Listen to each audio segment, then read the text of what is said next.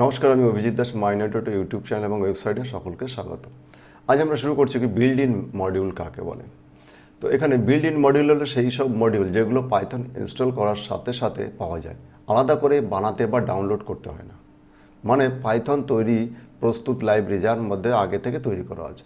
অর্থাৎ কি আমরা যখন পাইথন সফটওয়্যারটা আমরা যখন ডাউনলোড করেছি বা ইনস্টল করেছি, ডাউনলোড করে ইনস্টলেশন করেছি, তখনই এই মডিউলগুলো আমাদের সঙ্গে কম্পিউটারের মধ্যে অলরেডি আছে। তো সেই ধরনের মডিউলকে বলা হচ্ছে বিল্ড ইন মডিউল। এর বৈশিষ্ট্য কি, পাইথনের মধ্যে আগে থেকে তৈরি করা থাকে, পাইথনের সাথে পূর্ব নির্ধারিতভাবে দেওয়া মডিউলগুলি বিল্ড ইন মডিউল বলা হয়। ব্যবহারকারী আলাদা করে তৈরি করতে হয় না, ইম্পোর্ট করলেই ব্যবহার করা যায় এবং সহজে জটিল কাজ সহজে করা যায়। অর্থাৎ কি আমাদের আগে থেকে তৈরি করা আছে, আমরা সেগুলোকে শুধুমাত্র ইম্পোর্ট করব আর ইম্পোর্ট করে আমরা ব্যবহার করব। জাস্ট লেগে যেমন এখন খিদে লেগেছে, কি করব, মনে করো কোনো বিস্কিট খাবো, সেটা যে বাজারে গেলাম, টাকা দিলাম, বিস্কুট নিয়ে এনে আমি খেয়ে নিলাম। তাহলে কিন্তু সেটাকে তুমি যদি ভাবো যে আমার খিদে লেগেছে, আমি বিস্কুটটা বানিয়ে খাবো, তাহলে কি আমাদের অনেকটা আমারও খাওয়ার খিদায় উড়ে যাবে। তা ঠিক তেমনি আমাদের যদি কোনো মডিউল আমরা তখন ইউজ করব যখন আমাদের কোনো জটিল কাজ করতে হবে, আমরা কল করব, আমরা ইম্পোর্ট করে আমরা কাজ করব। তো এখানে যে ম্যাথ মডিউল সব মডিউল নিয়ে বলা হয়েছে, তখন ম্যাথ মডিউলের সম্পর্কে এখানে আমাদের পড়ব যে গাণিতিক জটিল হিসাব নিকাশ করার জন্য ম্যাথ মডিউল ব্যবহার করা হয়। এই মডিউলের ফাংশনগুলো ব্যবহার করার আগে একদম শুরুতে ইম্পোর্ট ম্যাথ লিখতে হয়। তাহলে অর্থাৎ কি আমাদের এই যে ম্যাথ মডিউল ইউজ করার জন্য ইম্পোর্ট কিওয়ার্ডটা ইউজ করতে হবে, আর মডিউলের নাম হলো কি ম্যাথ। এটা কিন্তু আমাদের আগে থেকে বিশেষ জন্য আমাদের কম্পিউটারে আগে ইনস্টলেশন করা আছে। তো তাকে এই ম্যাথের যে ফাংশনগুলো সেগুলো ব্যবহার করার জন্য এর মধ্যেই আমাদের আগে থেকে পাইথন ওআরজি কোড করে রেখেছে। তো সেগুলো ব্যবহার করার জন্য আমরা ইম্পোর্ট ম্যাথ ওআরজি লিখব। যেমন দেখো এখানে আমাদের যে সিলেবাসে যেগুলি আছে সেইগুলো আমরা আলোচনা করছি, যেমন ম্যাথ.py। তো এখানে কি কোনো একটি ফাংশন নয়, এটি একটি ধ্রুব কনস্ট্যান্ট, এটি একটি বৃত্তের পরিধি ব্যাসের অনুপাত, বিভিন্ন পাইয়ের মান তোমরা জানো 3.14। তো এখানে ডলার চিহ্ন আছে, ডলার চিহ্নটা হবে না, যাই হোক, এখানে কি 3.14 এখানে। তো এখানে আমরা যদি লিখি ইম্পোর্ট ম্যাথ প্রিন্ট ম্যাথ.py, তাহলে এখানে আমাদের পাইয়ের মানটা পাওয়া যাবে। তো আমরা একবার প্র্যাকটিক্যালি দেখে নিই। তাহলে আমি এই কোডটাকে কপি করে নিই, কারণ আমরা এখানে চলে আসলাম। দেখো ইম্পোর্ট ম্যাথ আমি এখানে প্রিন্ট করলাম, আমি এখানে যখন প্রিন্ট করছি তখন এখানে প্রিন্ট করে দিল আমাদের। তা আমি যদি মনে করো ইম্পোর্ট ম্যাথটাকে আমি কমেন্ট লাইন করে দিই, আমি ওটা নিলাম না, তাহলে কি দেখো প্রিন্ট হতে হবে কি, কন্ট্রোল এন্টার করো, তাহলেও নিয়ে নিচ্ছে। কারণ কি এখানে পায়ের মান সাধারণত ম্যাথ.মডিউল এবং তো আগে থেকেই আছে, দেওয়া আছে। অনেক সময় এটাকে ইম্পোর্ট না করলেও যে খুব বহুল প্রচলিত যে কোডগুলো বা যে কমান্ডগুলো, যে মেথডগুলো, সেগুলো অটোমেটিকই রান করে। তো এখানে আমরা ইম্পোর্ট করলেও তো সাধারণত আমাদের এটা ইম্পোর্ট করে নিয়ে আমাদের রান করা উচিত। তো আমাদের এখানে ইম্পোর্ট ম্যাথ আবার দুবার হয়ে গেল, আমরা কন্ট্রোল এন্টার করলাম, তাহলে দেখো এখানে ইম্পোর্ট, এখানে আমাদের ইরর দেখাচ্ছে এখানে। এবার হলো আমাদের এটা দেখিয়ে দিল, তাহলে স্পেলিং আমাদের ভুল হয়ে গেছিলো, তাহলেও আমাদের এটা, তো এখানে আমাদের এটা দেখলাম। এরপর আসছে কি ম্যাথ.sqrt, অর্থাৎ কোনো পজিটিভ সংখ্যার বর্গমূল বের করার জন্য। বর্গমূল মনে করো এখানে আমাদের প্রিন্ট sqrt 25, আমরা এখানে কন্ট্রোল-C করলাম, এখানে নিয়ে Ctrl-V করলাম, এটাকে রান করলে দেখো এখানে 5 দেখাচ্ছে। আমি যদি এখানে 6 করি, তাহলে দেখো এখানে 5 উপরে দশমিক হচ্ছে, অর্থাৎ স্কোয়ার রুট বের করা। তো স্কোয়ার রুট বের করা একটু বেশ জটিল প্রক্রিয়া। তো আমরা খুব সংক্ষেপে আমি যদি কোনো সংখ্যার এরকম চাই, তাহলে আমি কন্ট্রোল এন্টার করে দেবো, তাহলে আমাদের এখানে আমরা খুব সহজেই সেই সংখ্যার রুট স্কোয়ার পেয়ে যাব। তো এটা কিন্তু অবশ্যই এটা ম্যাথের মধ্যে আছে। তো আমরা একবার একটু দেখি এটাকে বিনা কল করে কি কাজ করে কি এটা। হ্যাঁ, তাদেরও কাজ করছে, ইম্পোর্ট না করেও দেখি এখানে আমাদের এটা কাজ করছে। তো আমাদের এটাকে ইম্পোর্ট করে নিয়েই কাজ করা আমাদের উচিত। তো এর পরের কমান্ডটা কি আছে, পরেরটা আছে হলো আমাদের স্কোয়ার রুট হলো সিলিন। তো দেখো এখানে আমাদের আমরা দুটো এখানে আছে, আমরা এই দুটোকে কপি করছি, Ctrl-V করলাম, এটাকে আউটপুট 5 ডিলিট করে দিলাম। দেখো এখানে কি আছে, প্রিন্ট ম্যাথ.সিলিন 4.1 আর প্রিন্ট ম্যাথ.সিলিন 4.9। এই দুটোর উত্তর কি পাচ্ছি, দেখো এখানে দুটোই 5 পাচ্ছে। কেন 5 পাচ্ছে? সিলিন শব্দের অর্থ কি? সিলিন মানে হলো কি উপরে, কারণ আমাদের কোনো ঘরের সিলিং বলে উপর দিকে। অর্থাৎ দেখো কোনো একটা সংখ্যা যখন থাকে তার নিকটবর্তী যে পূর্ণ সংখ্যাটা সেটাকেই বলা হচ্ছে সিলিং। তো আমরা কিন্তু অনেক সময় র্যান্ডাম ফাংশন থাকে যে 4.5 থাকলে তারপরে 1 যোগ হয়ে যায় 5 হয়, কিন্তু বা তার কম থাকলে তার আগে ছোটোটা হয়, কিন্তু এখানে সেটা হচ্ছে না, সেটা খেয়াল রাখবো। সেই জন্য এখানে 4.1ও করা হয়েছে, 4.9 করা হয়েছে। 4.1 করলে আমরা সাধারণত 4 ধরি, কিন্তু না, সেখানে দেখেন 5 দিয়েছে, 4.9 করলে 5।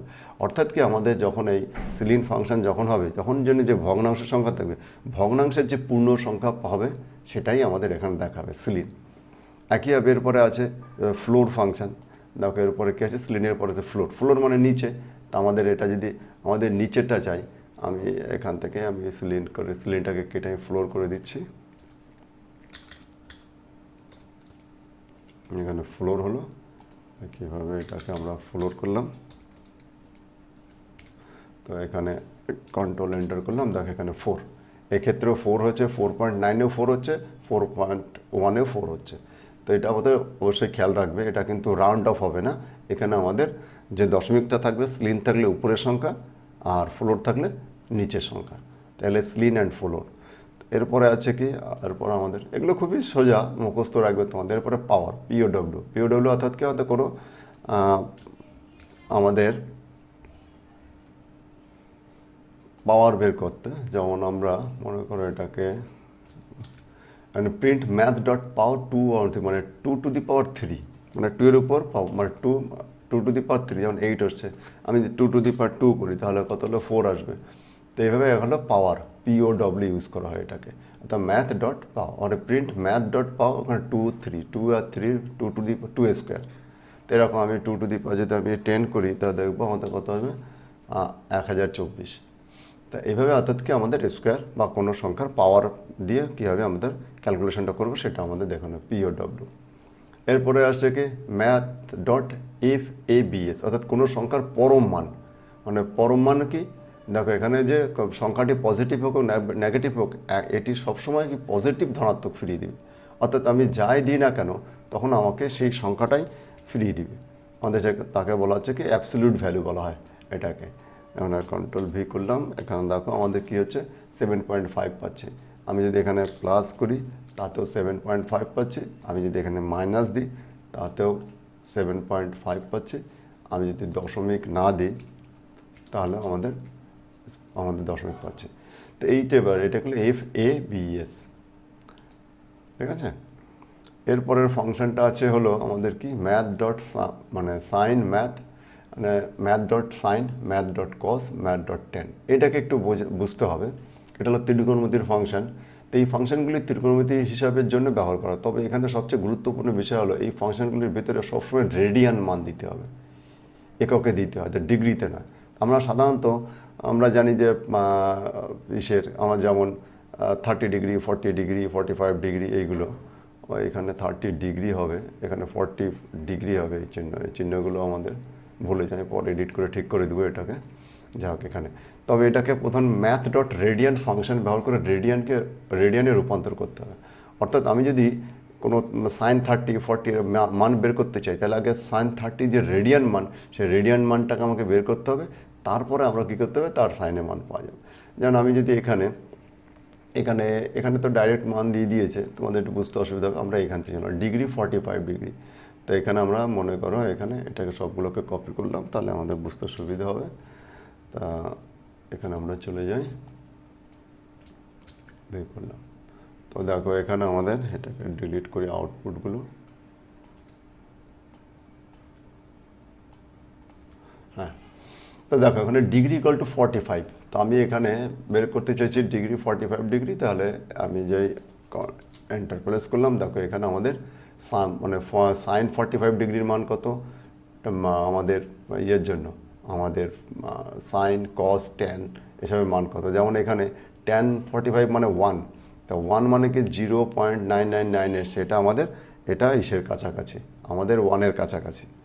তো এগুলো আমাদের আমি যদি ট্যান মনে করো এখন ডিগ্রি মান, আমি এখানে শুধু 60 ডিগ্রি করে দিলাম, 60 ডিগ্রি কন্ট্রোল এন্টার করলাম। দেখো 60 ডিগ্রি করলে দেখো হাফ হয়, ম্যাথ কজের মান হাফ, এখানে এভাবে হাফ পেয়ে গেলাম।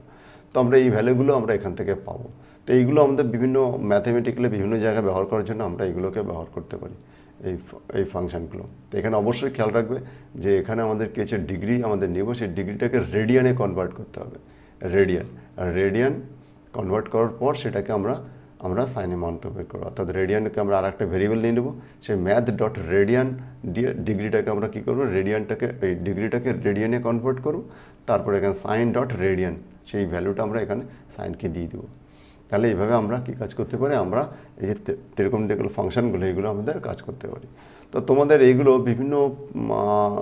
এগুলো অবশ্যই তোমাদের পরীক্ষার জন্য মুখস্থ করতে হবে। আমরা বিভিন্ন সফটওয়্যারে আমাদের এগুলোর ব্যবহার খুব কম, বা যখন তোমরা বড় উঁচু ক্লাসে বিসিএ পড়বে বা কোনো সফটওয়্যার নিয়ে কাজ করবে তখন এগুলো বেশি কাজে নেবে। তবে এখন আমাদের পরীক্ষার জন্য এগুলো মুখস্থ করতে হবে অবশ্যই। তো দেখো এখানে আমরা যেগুলো পড়লাম সেগুলো এখানে সংক্ষিপ্ত আকারে দেওয়া আছে। তো আজকে আমরা এই ভিডিওতে এইটুকু রাখছি, এরপরে আমরা র্যান্ডম ফাংশন সম্পর্কে পড়ব। তো তোমাদের অনেক অনেক ধন্যবাদ।